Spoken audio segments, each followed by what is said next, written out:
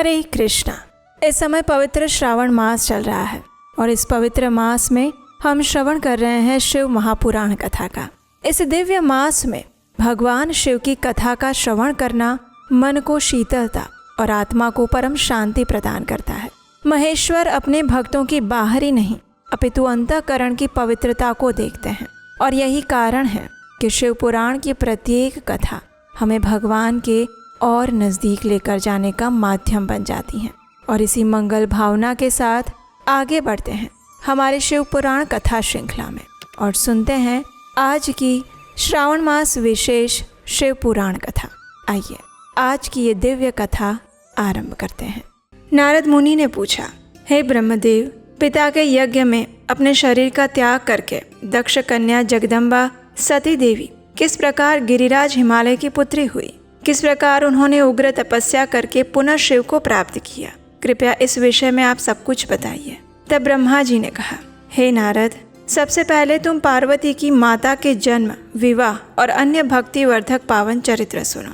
उत्तर दिशा में पर्वतों का राजा हिमवान नामक महान पर्वत है जो महातेजस्वी और समृद्धिशाली है। उसके दो रूप प्रसिद्ध हैं, एक स्थावर और दूसरा जंगम। सबसे पहले मैं हिमालय के सूक्ष्म यानी कि स्थावर स्वरूप का वर्णन करता हूँ। वो रमणीय पर्वत अनेक प्रकार के रत्नों का खान है। पूर्व तथा पश्चिम समुद्र के भीतर प्रवेश करके इस तरह खड़ा है मानो भूमंडल को नापने के लिए कोई मानदंड हो। वह अनेक प्रकार के वृक्षों से व्याप्त है और अनेक शिखरों के कारण विचित्र शोभा से संपन्न है। सिंह, व्याघ्र आदि पशु सदैव सुखपूर्वक रहते हैं। हिम का तो वो भंडार है और इसलिए अत्यंत उग्र जान पड़ता है। अनेक प्रकार के दृश्यों से उसकी विचित्र शोभा बढ़ती है।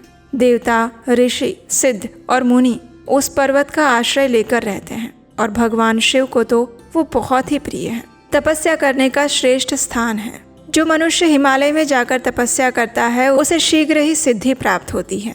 अनेक प्रकार के धातुओं की खान और भी शुभ है।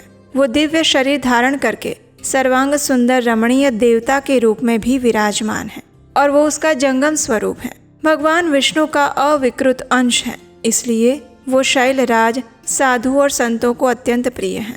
एक समय गिरिराज हिमवान ने अपनी कुल परंपरा की स्थिति और धर्म की वृद्धि के लिए विवाह करने की इच्छा व्यक्त की। उस अवसर पर सभी देवता अपने स्वार्थ का विचार करते हुए दिव्य पितरों के पास जाकर प्रसन्नता पूर्वक कहने लगे, हे पितरों, आप हमारी बात ध्यान से सुने। यदि देवताओं का कार्य सिद्ध करना आपको अभिष्ट हो तो शीघ्र ही वैसा कीजिए। आपकी जो ज्येष्ठ पुत्री जो मैना नाम से प्रसिद्ध है वो अत्यंत मंगल रूपिणी है। उसका विवाह आप प्रसन्नता पूर्वक हिमवान से करवा दीजिए। ऐसा करने से आप सभी का कल्याण होगा। देवताओं की बात सुनकर पितरों ने परस्पर विचार करके अपनी स्वीकृति दे दी और अपनी पुत्री मैना को विधि पूर्वक हिमालय के हाथ में दे दिया। उस मंगलमय विवाह में बड़ा उत्सव मनाया गया। जब मैना के साथ विवाह करके हिमवान अपने घर में आ गए तब तीनों लोकों में बड़ा भारी उत्सव हुआ। हिमालय भी अत्यंत प्रसन्न होकर मैना के साथ अपने सुखदायक सदन में निवास करने लगे। उस समय भगवान श्री विष्णु और सभी देवता तथा महात्मा मुनि गिरिराज के पास गए। उन सबको देखकर हिमगिरि ने प्रशंसा पूर्वक, विनय पूर्वक उन्हें प्रणाम किया, उनका स्वागत किया और आदर सत्कार किया। हाथ जोड़कर मस्तक झुकाकर बड़े प्रेम से सबकी स्तुति करने लगा और इससे शैलराज के शरीर में रोमांच हो आया। नेत्रों से प्रेम के आंसू बहने लगे। उन्होंने भगवान विष्णु से कहा, हे प्रभु, आज मेरा जन्म सफल हो गया। मेरी बड़ी भारी तपस्या सफल हुई। मेरी सारी भूमि धन्य हो गई। मेरा कुल धन्य हुआ। मेरी पत्नी और मेरा सब कुछ धन्य हो गया, क्योंकि आप सभी महान देवता एक साथ मिलकर आज मेरे घर पर पधारे हैं। कृपया मुझे उचित कार्य के लिए आज्ञा दीजिए। हिमगिरि का ये वचन सुनकर देवता प्रसन्न हुए और देवताओं ने कहा, हे महाप्राज्ञ हिमाचल, अब हमारी बात सुनो। हम एक विशेष कार्य के लिए आए हैं। पहले जो जगदम्बा उमा दक्ष कन्या सती के रूप में प्रकट हुई थी और रुद्र पत्नी होकर दीर्घकाल तक इस भूतल पर क्रीड़ा करती रही, वही अंबिका सती अपने पिता से अनादर पाकर अपनी प्रतिज्ञा का स्मरण करके यज्ञ में शरीर त्याग कर अपने धाम में चली गई है। ये कथा सभी लोग जानते हैं। अगर वे सती पुनः तुम्हारे घर में प्रकट हो जाए तो देवताओं को इससे बड़ा लाभ होगा। ये सुनकर गिरिराज हिमालय ने प्रसन्नता पूर्वक आदर से कहा, हे प्रभु, अगर ऐसा हो जाए तो बड़े सौभाग्य की बात है। आप मुझे बताइए उसके लिए मुझे क्या करना होगा? ये सुनकर सभी देवताओं ने बड़े आदर से देवी उमा को प्रसन्न करने की विधि बताई और फिर सभी देवता सदाशिव पत्नी उमा की शरण में गए। एक सुंदर स्थान में स्थित होकर उन्होंने जगदम्बा का स्मरण किया और उनकी स्तुति करने लगे। जगत जननी सती साध्वी महेश्वरी की विस्तृत स्तुति करके अपने हृदय में प्रेम लेकर सभी देवता उनके दर्शन की अभिलाषा से वहां खड़े हो गए। देवताओं के इस प्रकार स्तुति करने पर दुर्गम पीड़ा का नाश करने वाली जगत जननी देवी दुर्गा उनके सामने प्रकट हुई। उनका रूप अत्यंत सुंदर था और उनकी छवि की कहीं तुलना नहीं थी। शिवलोक में निवास करने वाली वे देवी त्रिविध चिन्मय गुणों से युक्त थी। उनकी तेजो राशि के कारण सभी देवता उन्हें अच्छी तरह से देख नहीं पा रहे थे। तब उनके दर्शन की अभिलाषा से देवताओं ने फिर से उनका स्तवन किया और फिर सभी देवता उनका स्पष्ट दर्शन कर पाए। तब सभी देवताओं ने अत्यंत विनम्रता पूर्वक देवी दुर्गा से कहा, हे अंबिके, हम आपके दास हैं। पहले आप दक्ष की पुत्री रूप से अवतीर्ण होकर लोक में रुद्रदेव की वल्लभा हुई थी। उसके बाद पिता से अनादर पाकर अपनी की हुई प्रतिज्ञा के अनुसार आपने शरीर को त्याग दिया और स्वधाम में चली आई। इससे भगवान हर को बड़ा दुख हुआ। आपके चले जाने से देवताओं का कार्य पूर्ण नहीं हुआ, इसलिए हम सभी देवता और मुनि व्याकुल होकर आपकी शरण में आए हैं। आप कृपया भूतल पर अवतीर्ण होइए और पुनः रुद्रदेव की पत्नी बनिए। यथा योग्य ऐसी लीलाएं कीजिए जिससे देवताओं को सुख प्राप्त हो। इससे कैलाश पर्वत पर निवास करने वाले रुद्रदेव भी सुखी रहेंगे। कृपया आप ऐसी कृपा करें जिससे सभी सुखी हो जाए और सारा दुख नष्ट हो जाए। इस प्रकार स्तुति करते हुए सभी देवता अत्यंत प्रेम में मग्न हो गए और ये स्तुति सुनकर शिवा देवी भी प्रसन्न हुई। उन्होंने कहा, हे हरे, हे विधे, हे देवताओं, आप सभी लोग अपने मन से व्यथा को दूर कर दो। मैं आप सब पर प्रसन्न हूँ। आप निश्चिंत होकर अपने अपने स्थान में जाइए। मैं अवतार लेकर मैना की पुत्री होकर उन्हें अवश्य सुख प्रदान करूंगी और रुद्रदेव की पत्नी होंगी। भगवान शिव की लीला अद्भुत है। हे देवताओं, उस यज्ञ में जाकर पिता के द्वारा अपने स्वामी का अनादर देखकर जब से मैंने दक्ष जनित शरीर को त्याग दिया है, तभी से वे मेरे स्वामी कालाग्नि रुद्रदेव तत्काल दिगंबर हो गए हैं। वे मेरी ही चिंता में डूबे रहते हैं। उनके मन में ये विचार उठा करता है कि धर्म को जानने वाली सती मेरा रोष देखकर पिता के यज्ञ में गई और वहाँ मेरा अनादर देखकर मुझ में प्रेम होने के कारण उसने अपना शरीर छोड़ दिया। यही सोचकर वे घर बार छोड़कर अलौकिक वेश धारण करके योगी हो गए।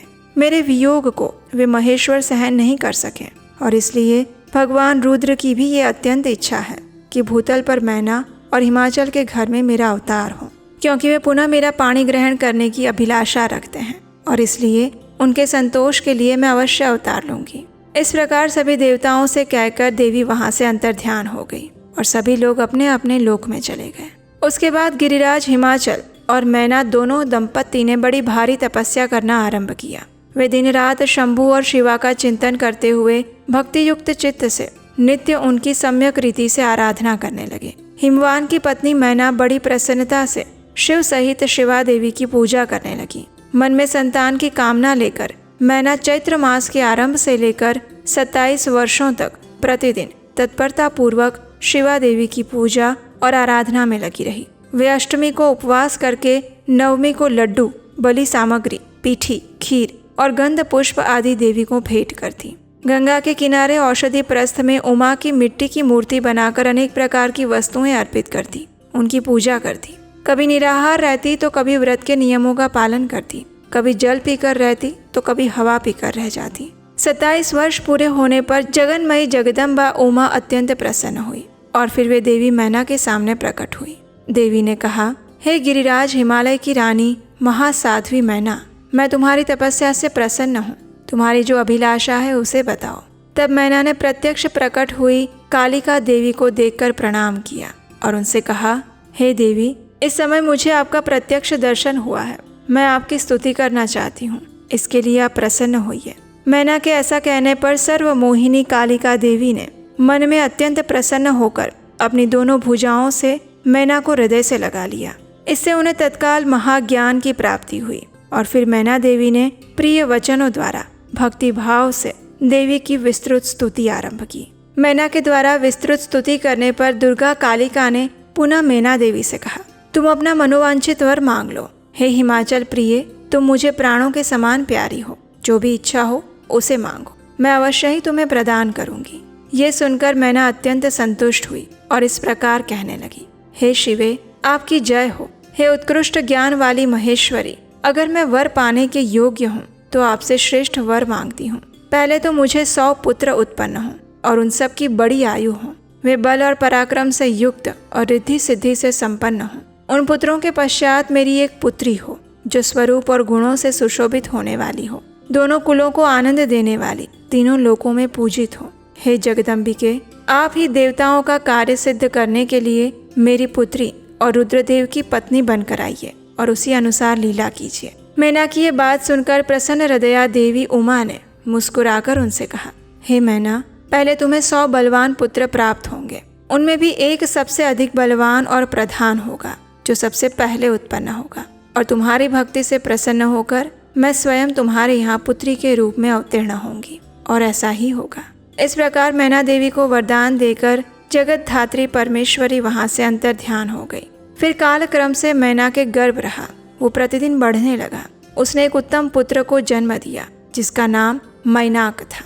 उसने समुद्र के साथ उत्तम मैत्री बांधी और वो अद्भुत पर्वत नागवधुओं के उपभोग का स्थल बना। हिमालय के 100 पुत्रों में वो सबसे श्रेष्ठ और महान बल और पराक्रम से संपन्न है। उसके बाद मैना और हिमालय आदर पूर्वक देव कार्य की सिद्धि के लिए कन्या प्राप्ति के हेतु जगत जननी भगवती उमा का चिंतन करने लगे, जो प्रसन्न होने पर संपूर्ण अभिष्ट वस्तुओं को देने वाली है। वे महेश्वरी उमा अपने पूर्ण अंश से गिरिराज हिमवान के चित्त में प्रविष्ट हुई। इससे उनके शरीर में अपूर्व और सुंदर प्रभा उतर आई। तत्पश्चात कल्याणकारी समय में गिरिराज हिमालय ने अपनी प्रिया मैना के उदर में शिवा के उस परिपूर्ण अंश का आधान किया, और इस प्रकार गिरिराज की पत्नी मैना ने हिमवान के हृदय में विराजमान देवी की कृपा से सुखदायक गर्भ धारण किया। जगत की आधारभूता देवी के गर्भ में आने से मैना सदैव तेजो मंडल के बीच में स्थित होकर शोभा पाने लगी, और उसे देखकर गिरिराज हिमवान अत्यंत प्रसन्नता का अनुभव करने लगे। गर्भ में जगदम्बा के आ जाने से वे महान तेज से संपन्न हो गई थी, और उस अवसर में विष्णु आदि देवता और मुनियों ने भी वहां आकर गर्भ में निवास करने वाली शिवा देवी की स्तुति की। जब 9वां महीना बीत गया और 10वां भी पूरा हो गया, तब जगदम्बा कालिका ने समय पूर्ण होने पर गर्भस्थ शिशु की जो गति होती है उसी को धारण किया और जन्म धारण किया। उस अवसर पर आद्या शक्ति सबसे पहले मैना के सामने अपने मूल रूप में प्रकट हुई। वसंत ऋतु में चैत्र मास की 9वीं तिथि को मृगशिरा नक्षत्र में आधी रात्रि के समय चंद्रमंडल से आकाश गंगा की भांति मैना के उदर से देवी शिवा का अपने ही स्वरूप में प्रादुर्भाव हुआ, और संपूर्ण संसार में प्रसन्नता छा गई। अनुकूल हवा चलने लगी, जल की वर्षा के साथ पुष्पों की वृष्टि होने लगी। सभी देवतागण आ गए। सभी ने प्रसन्नता पूर्वक जगदम्बा के दर्शन किए और उनकी स्तुति की। जब सभी देवतागण स्तुति करके चले गए, तब मैना उस समय प्रकट हुई नील कमल दल के समान कांति वाली श्याम वर्णा देवी को देखकर अत्यंत आनंद का अनुभव करने लगी। तब देवी ने मैना से कहा, हे गिरि कामिनी, मैंने पूर्व काल में जो तुम्हें वर दिया था उसी के अनुसार समय पाकर आज मैं तुम्हारी पुत्री हुई हूँ। आज मैंने तुम्हें जो दिव्य रूप का दर्शन करवाया है उसका उद्देश्य इतना ही है कि तुम्हें मेरे स्वरूप का स्मरण हो जाए, अन्यथा मनुष्य रूप में प्रकट होने पर मेरे विषय में तुम अनजान ही बनी रहती। अब आप दोनों दंपति पुत्री भाव से अथवा दिव्य भाव से मेरा निरंतर चिंतन करते हुए मुझ में स्नेह रखो, आप दोनों की उत्तम गति प्राप्त होगी। ऐसा कहकर जगन माता शिवा चुप हो गई और सबके देखते ही देखते नवजात पुत्री के रूप में परिवर्तित हो गई। फिर वे लौकिक गति का आश्रय लेकर रोने लगी। उसका मनोहर रुदन सुनकर घर की सभी स्त्रियां हर्ष से खिल उठी और प्रसन्नता पूर्वक वहां आ गई। तत्पश्चात सुंदर मुहूर्त में मुनियों के साथ हिमवान ने अपनी पुत्री के सुखदायक नाम रखे। देवी शिवा गिरिराज के भवन में दिनों दिन बढ़ने लगी। ठीक उसी प्रकार जैसे वर्षा के समय में गंगा जी की जल राशि शरद ऋतु के शुक्ल पक्ष में चांदनी बढ़ती रहती है। सभी लोग उस पुत्री को पार्वती नाम से पुकारने लगे। उनकी माता ने कालिका को उमा यानी कि अरि तपस्या मत कर ये कहकर तप करने से रोका था, और इसलिए वो सुंदर मुख वाली गिरिराज नंदिनी आगे चलकर लोक में उमा के नाम से विख्यात हुई। उसके बाद जब विद्या के उपदेश का समय आया, तब शिवा देवी अपने चित्त को एकाग्र करके बड़ी प्रसन्नता के साथ श्रेष्ठ गुरु से विद्या पढ़ने लगी। पूर्व जन्म की सारी विद्याएं उन्हें उसी तरह प्राप्त हो गई जिस प्रकार शरद काल में हंसों की पात अपने आप स्वर्ग गंगा के तट पर पहुंच जाती है। एक समय की बात है, हे नारद, तुम भगवान शिव की प्रेरणा से प्रसन्नता पूर्वक हिमाचल के घर गए थे। गिरिराज हिमालय ने तुम्हें घर पर आया देखकर प्रणाम करके तुम्हारी पूजा की और फिर अपनी पुत्री को बुलाकर उससे तुम्हारे चरणों में प्रणाम करवाया। और फिर हिमालय ने तुमसे कहा था, हे मुनि नारद, आप ब्रह्मपुत्रों में श्रेष्ठ हैं। मेरी पुत्री की जन्म कुंडली में जो गुण दोष हो उसे बताइए। मेरी पुत्री किसकी सौभाग्यवती प्रिय पत्नी होगी। तब हे मुनि श्रेष्ठ, तुम बातचीत में कुशल और कौतुकी तो हो ही। गिरिराज हिमालय के ऐसा कहने पर तुमने कालिका का हाथ देखा, उसके संपूर्ण अंगों पर विशेष रूप से दृष्टिपात किया और फिर इस प्रकार कहा, हे शैलराज और मैना, आपकी ये पुत्री चंद्रमा की आदि कला के समान बड़ी है। समस्त शुभ लक्षण इसके अंगों की शोभा बढ़ाते हैं। ये अपने पति के लिए अत्यंत सुखदायिनी होगी और माता पिता की भी कीर्ति बढ़ाएगी। समस्त नारियों में ये परम साध्वी और स्वजनों को सदैव महान आनंद देने वाली होगी। हे गिरिराज, केवल एक रेखा इसमें विलक्षण है और उसका यथार्थ फल अब सुनो। आपकी इस पुत्री को ऐसा पति प्राप्त होगा जो योगी होगा, निर्वस्त्र रहने वाला होगा, निर्गुण और निष्काम होगा। उसके ना कोई माता होंगी ना पिता। उसे मान और सम्मान का भी कोई ख्याल नहीं होगा। वो सदैव अमंगल वेश धारण करेगा। हे नारद, तुम्हारी ऐसी बात सुनकर सत्य मानकर मैना तथा हिमाचल दोनों पति पत्नी अत्यंत दुखी हो गए। लेकिन जगदम्बा शिवा तुम्हारे ऐसे वचन को सुनकर उस भावी पति को शिव मानकर मन ही मन हर्ष से प्रसन्न हो गई। नारद मुनि की बात कभी व्यर्थ नहीं हो सकती, ये सोचकर शिवा भगवान शिव के युगल चरणों में संपूर्ण हृदय से अत्यंत स्नेह करने लगी। हे नारद, उस समय मन ही मन दुखी होकर हिमवान ने तुमसे कहा था, हे नारद मुनि, इस रेखा का फल सुनकर तो हमें बड़ा दुख हो रहा है। मैं अपनी पुत्री को इससे बचाने के लिए क्या उपाय करूं? तब नारद तुमने कहा था, हे गिरिराज, हाथ की रेखा ब्रह्मा जी की लिपि होती है, वो कभी मिथ्या नहीं हो सकती। इस कन्या को वैसा ही पति मिलेगा जैसा मैंने कहा है और उसमें कोई संशय नहीं है। और मैंने जैसे वर का निरूपण किया है वैसे ही भगवान शंकर हैं। वे सर्व समर्थ हैं और लीला के लिए अनेक रूप धारण करते हैं। उनमें समस्त कुलक्षण सद्गुणों के समान हो जाएंगे। इसलिए तुम विवेक पूर्वक अपनी कन्या शिवा को भगवान शिव के हाथ में सौंप दो। भगवान शिव सबके ईश्वर, सेव्य, निर्विकार, सामर्थ्यशाली और अविनाशी हैं। अतः वे शिवा को ग्रहण करेंगे और इसमें कोई संशय नहीं है।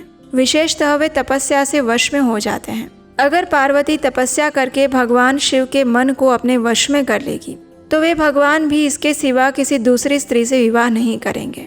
इन दोनों का प्रेम एक दूसरे के अनुरूप है। ऐसा उच्च कोटि का प्रेम न तो किसी का हुआ है, न इस समय है और न आगे होगा। हे गिरिराज, आपकी कन्या को प्राप्त करके ही भगवान हर अर्धनारीश्वर होंगे और इन दोनों का पुनः हर्षपूर्वक मिलन होगा। हे गिरिश्रेष्ठ, तुम्हें अपनी ये कन्या भगवान शंकर के सिवा दूसरे किसी को नहीं देनी चाहिए और ये देवताओं का गुप्त रहस्य है। ये सुनकर हिमालय ने नारद मुनि से कहा, हे मुने, महादेव जी सब प्रकार की आसक्तियों का त्याग करके अपने मन को संयम में रखते हुए नित्य तपस्या करते रहते हैं। देवताओं की दृष्टि में भी वो नहीं आते। फिर वे भगवान शंभु अपने मन को कैसे ध्यान से हटाएंगे? ध्यान छोड़कर विवाह करने के लिए कैसे प्रयास करेंगे? इस विषय में मुझे संदेह है। इसके अलावा मैंने एक और बात सुनी है कि भगवान हर ने पूर्व काल में सती के समक्ष एक प्रतिज्ञा की थी। उन्होंने कहा था कि हे दक्ष कुमारी प्रिय सती, मैं तुम्हारे सिवा दूसरी किसी स्त्री का अपनी पत्नी बनाने के लिए वरण नहीं करूंगा। इस प्रकार सती के साथ उन्होंने पहले ही प्रतिज्ञा कर ली थी।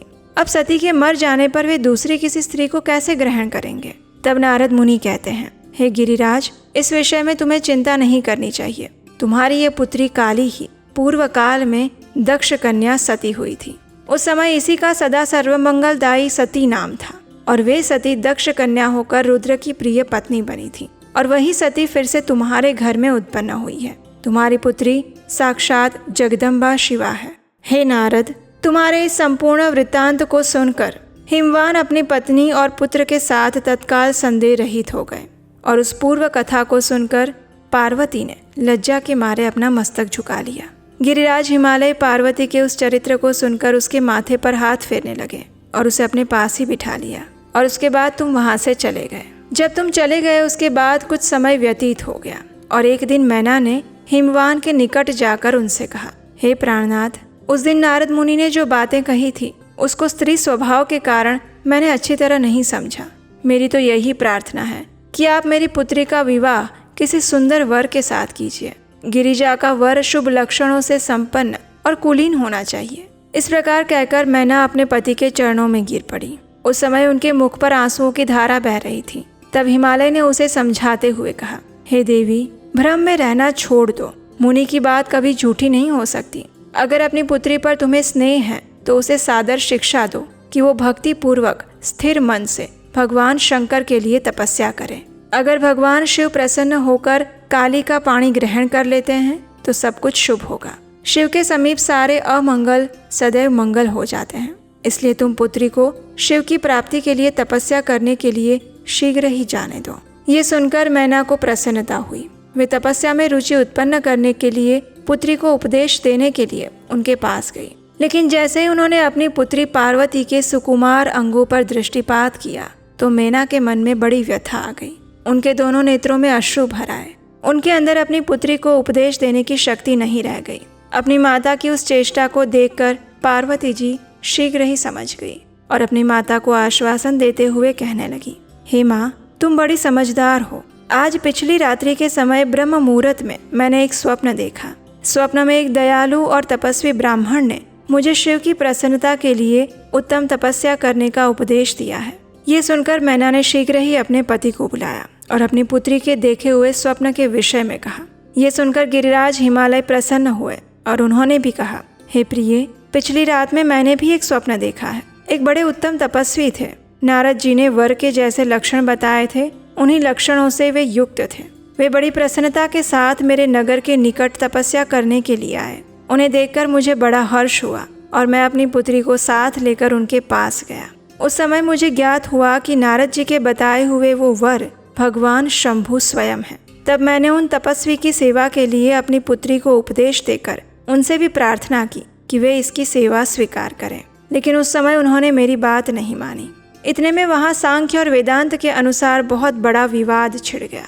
उसके बाद उनकी आज्ञा से मेरी पुत्री वहीं रह गई और अपने हृदय में उन्हीं की कामना करते हुए भक्ति पूर्वक उनकी सेवा करने लगी। हे सुमुखी, यही मेरा देखा हुआ स्वप्न है जिसे मैंने तुम्हें बताया। हमें कुछ काल तक इस स्वप्न के फल की परीक्षा या फिर प्रतीक्षा करनी चाहिए। इस समय मुझे यही उचित जान पड़ता है।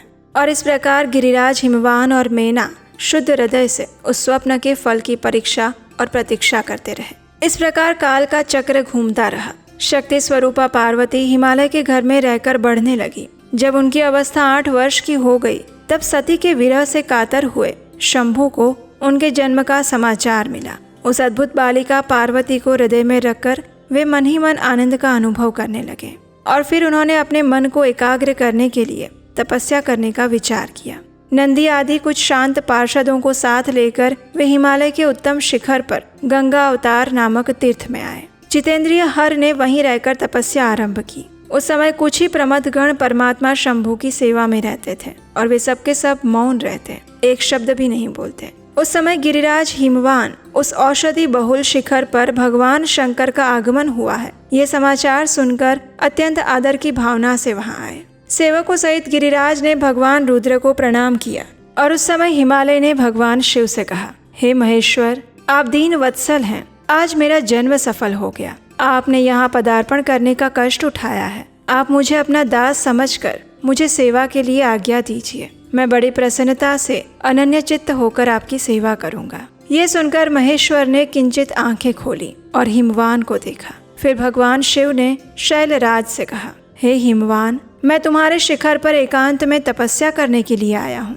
इसलिए तुम ऐसी व्यवस्था करो जिससे कोई भी मेरे निकट ना आ सके। तुम महात्मा हो, तपस्या के धाम हो, अन्य महात्माओं को आश्रय देने वाले हो। तुम गंगा से अभिषिक्त होकर सदा के लिए पवित्र हो गए हो। मैं यहाँ गंगा अवतरण स्थल में तुम्हारे आश्रित रहकर आत्म संयम पूर्वक बड़ी प्रसन्नता के साथ तपस्या करूंगा। हे शैलराज, जिस साधन से यहाँ मेरी तपस्या बिना किसी विघ्न के हो सके ऐसा प्रयत्न करो। मेरी यही सबसे बड़ी सेवा है। तुम अपने घर जाओ और मैंने जो कुछ भी कहा है उसका उत्तम प्रीति से प्रबंध करो। इस प्रकार कहकर जगदीश्वर भगवान शंभु चुप हो गए और तब गिरिराज ने भगवान शिव से कहा, हे परमेश्वर, आज मैंने अपने प्रदेश में स्थित हुए आपका स्वागत किया है। ये मेरे लिए अत्यंत सौभाग्य की बात है।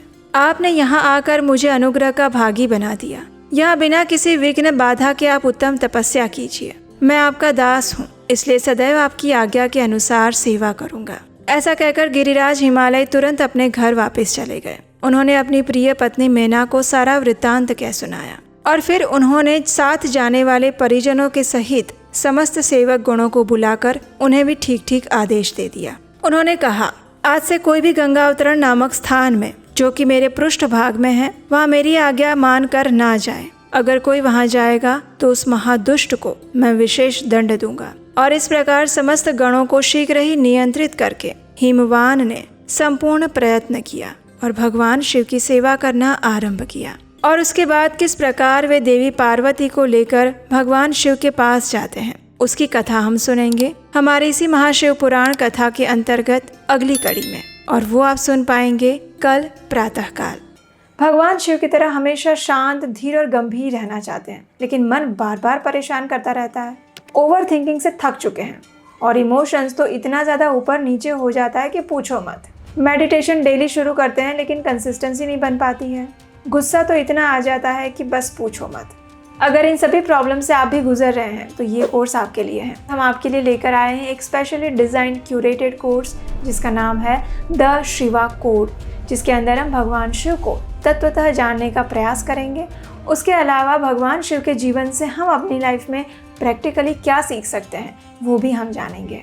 मेडिटेशन को सरल कैसे बनाया जा सकता है, अपने इमोशंस को कैसे कंट्रोल किया जा सकता है, और भगवान शिव के पास टाइम से हमें क्या शिक्षाएं मिल रही हैं।